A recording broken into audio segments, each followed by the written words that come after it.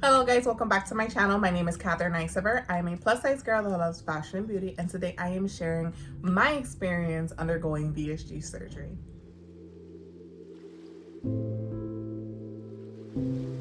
Please keep in mind that I'm not a doctor. Follow what your doctor tells you to do. This is simply my experience and what has worked for me. So my weight loss journey began in 2018, at the beginning of 2018, after I gave birth to my son. My son was born in January of 2018. And I had gained so much weight throughout that pregnancy that I just felt disgusted with myself.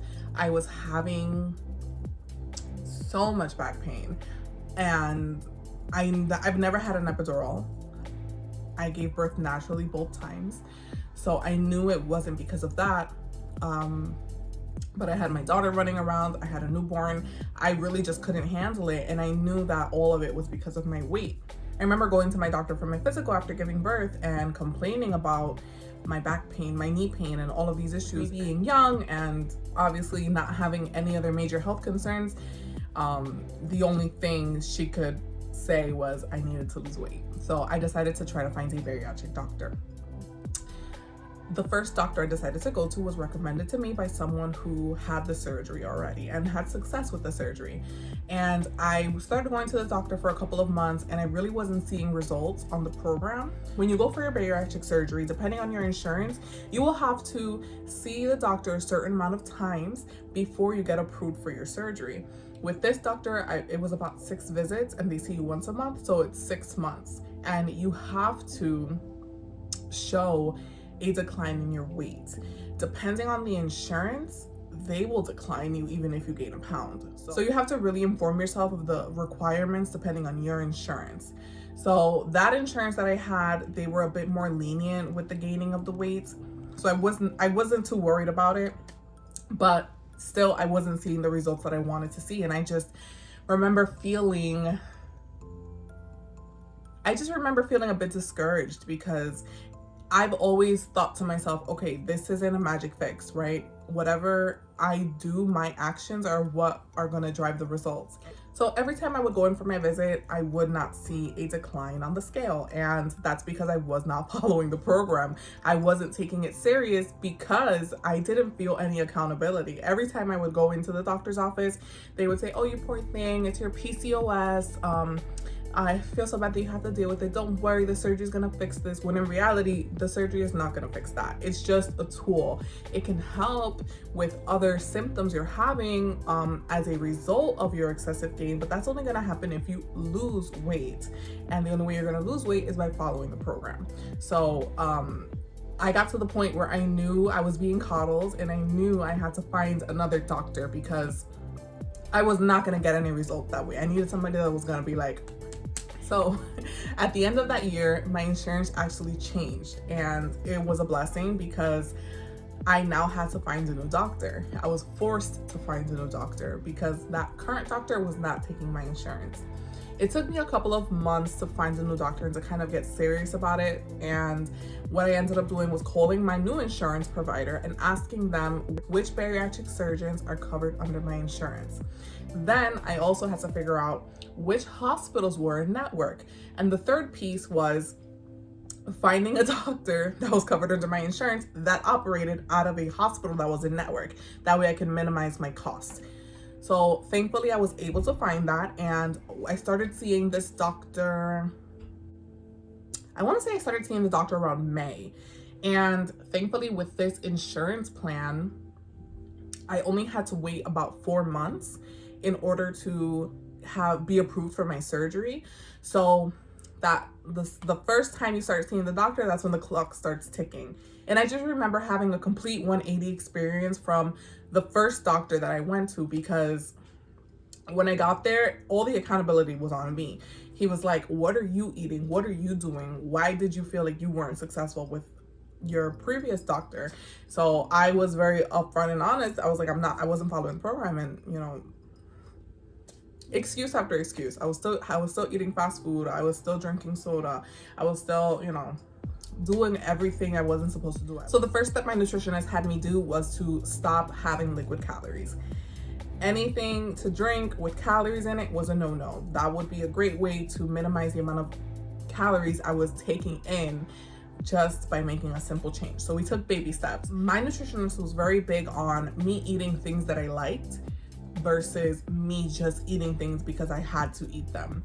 So she basically wanted me to find foods that I like from each food group. That way I made sure that I was having a nutritious but healthy diet.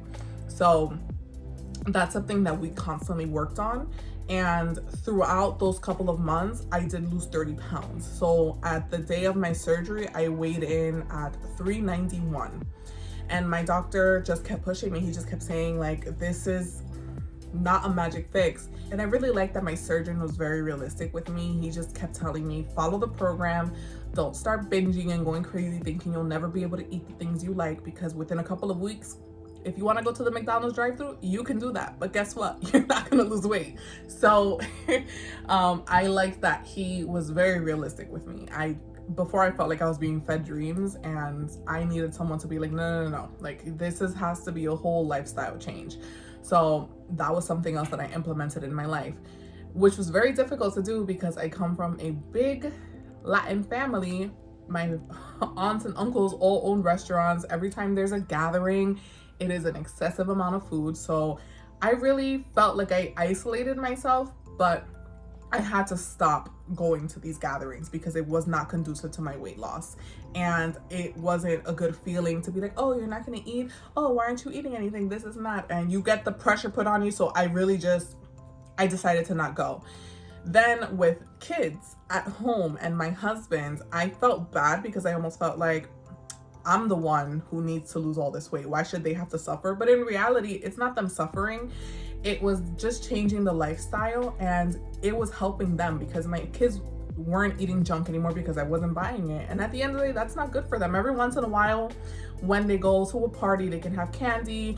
In school, at that time when school was open, they had their little snacks, but at home, it was strictly healthy food. If they want something sweet, they gotta grab a piece of fruit. So I really changed my household and got rid of all of those triggers and temptations because I knew I wouldn't be able to control myself.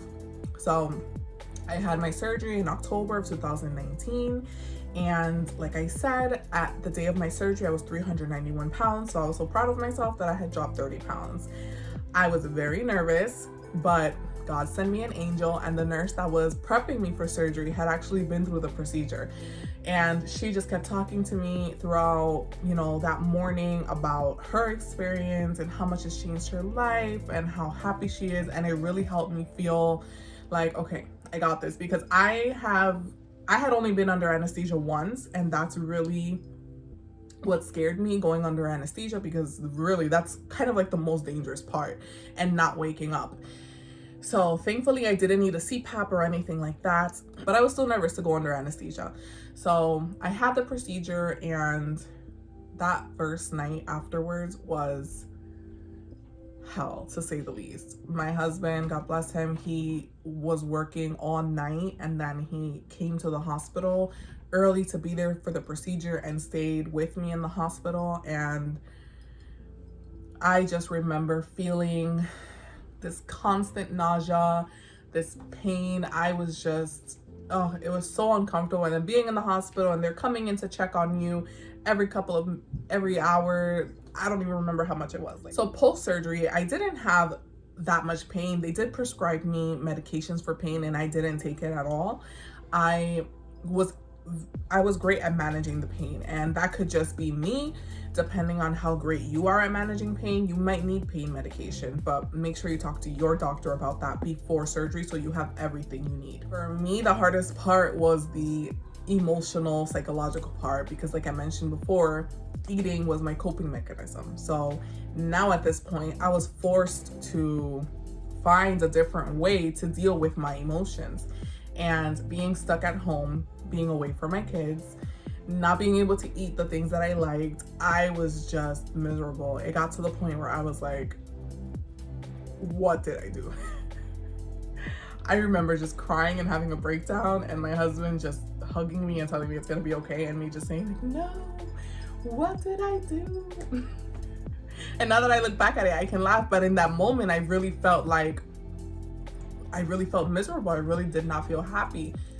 But seeing the number on the scale drop every single day really made me feel happy. And I just really focused on what I had to do. I had my plan, my diet plan of what I could eat. So it goes in a couple of phases depending on what your doctor recommends. So the first phase for me was clear liquids, then it was just liquids, then it was soft foods, and then I could start introducing new foods. And your stomach is literally like a baby's tummy, where you want to introduce new things one by one to make sure it's not going to hurt your stomach, you're not going to have a reaction to it, because you literally have a brand new stomach. So that's kind of what I looked at it as, and slowly I would introduce things, and I would still get those cravings. I'm a big crunchy and salty eater, so I was miserable because the protein shakes are sweet.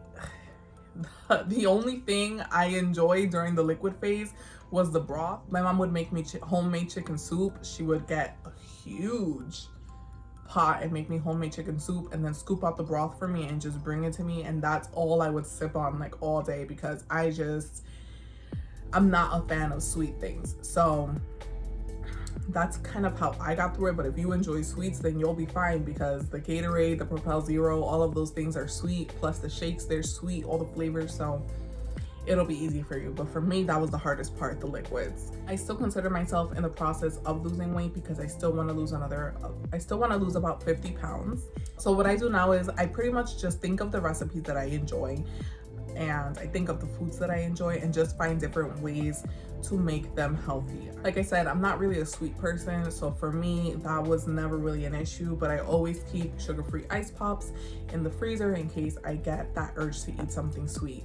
You have to just eat what you enjoy, because if you don't enjoy what you're eating, it's not going to be sustainable. You're always going to have those cravings. After you have your surgery, it's not like a switch goes off and it's like, okay, I only want healthy foods. No, you're still going to want all of these things that you're not supposed to be eating. So my biggest tip is just to really find healthy versions of things that you enjoy. And everyone that I know that has gotten this surgery and has asked me, that's my number one tip, because that's the only way that it's been sustainable for me. I'm still losing weight. It has been past 6 months, and the first 6 months are the phase where people lose the most weight. So thankfully I am still losing, because I've been able to find a way that is sustainable for me. So in total, I've lost about 160 pounds. And like I said, I still want to lose another 50 pounds. So yeah, stay tuned and follow me on my Instagram so you can see. I don't really post too much about weight loss. I don't want to put that pressure on myself, and I'm not a doctor. I'm not a healthcare professional, so I don't feel like I should be giving people advice. My advice is to eat healthy things that you enjoy. Find recipes that you like, start cooking at home, because that's going to save you a ton on calories, and that's going to save you money. And listen to your doctor. Go to your appointments, because a lot of times people lose a certain amount and just feel like, I don't need to check in anymore. But going to my appointments really helps me feel accountable, because I'm like, no, I gotta go in a couple of weeks. I'm gonna step on that scale, and if I don't see a certain number, I'm gonna be pissed off. It really helps me feel, it really holds me accountable to go to the appointments, because they're checking in on everything. And of course, you want to make sure that you're healthy and you're on track. And if you're not on track, you want them to help you get you back on track. So I hope you guys find this video helpful. Definitely give me a like if you enjoyed it. Drop that in the comments. And if you guys have any questions that I didn't answer with everything that I said, because I felt like I was just babbling on, drop that in the comments and I'll do my best to answer them. And thank you so much for watching. I'll see you guys in the next video. Bye.